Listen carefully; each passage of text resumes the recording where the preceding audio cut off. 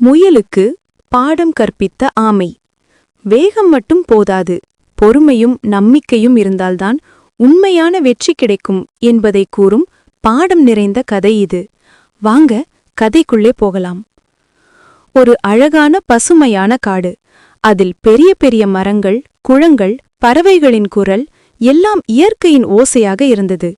அந்த காட்டில் பல விலங்குகள் மகிழ்ச்சியாக வாழ்ந்தன.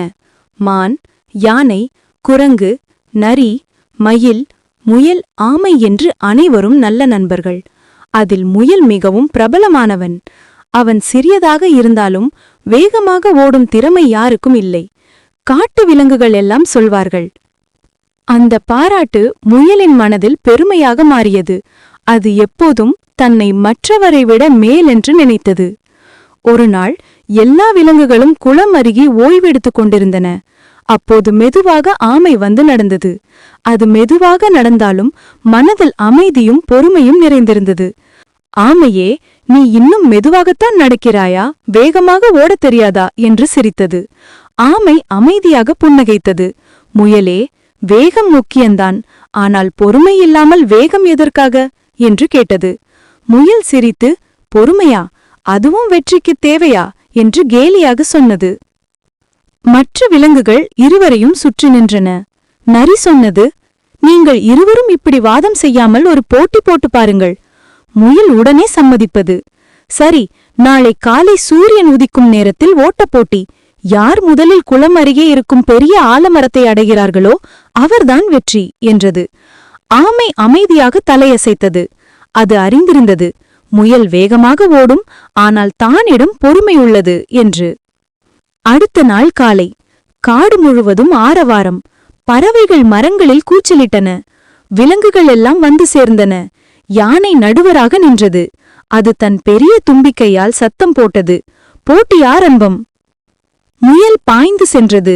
அதன் கால் மண்ணை தட்டி தூசு கிளம்பியது. பின்னால் பார்த்தால் ஆமை சிறிய புள்ளி போலத்தான் தெரிந்தது. அது தன்னிடம் சொல்லிக் கொண்டது, நான் 30 வினாடியில் இவ்வளவு கடந்துவிட்டேன். அவன் இந்த இடத்திற்கு வரவே 30 நிமிடமாகுமே என்றது.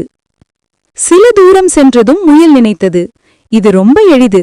சிறிது நேரம் ஓய்வெடுக்கலாம், பிறகு ஓடி முடித்துவிடலாம். அது பெரிய ஆலமரத்தின் கீழ் குளிர்ந்த நிழலில் அமர்ந்து ஓய்வெடுத்தது.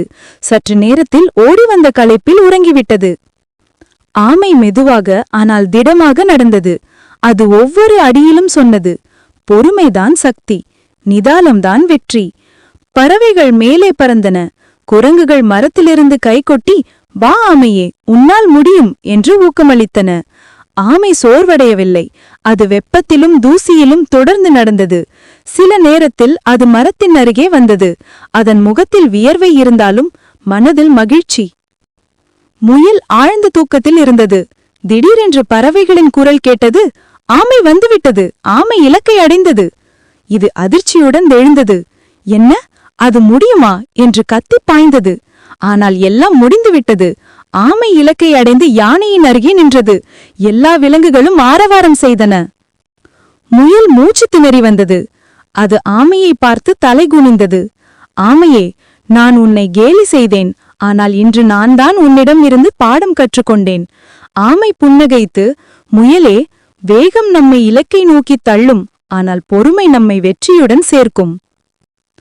அந்த நாள் காட்டில் ஒரு பண்டிகை போல இருந்தது. விலங்குகள் ஆமைக்கு பூமாரைகள் சூட்டின.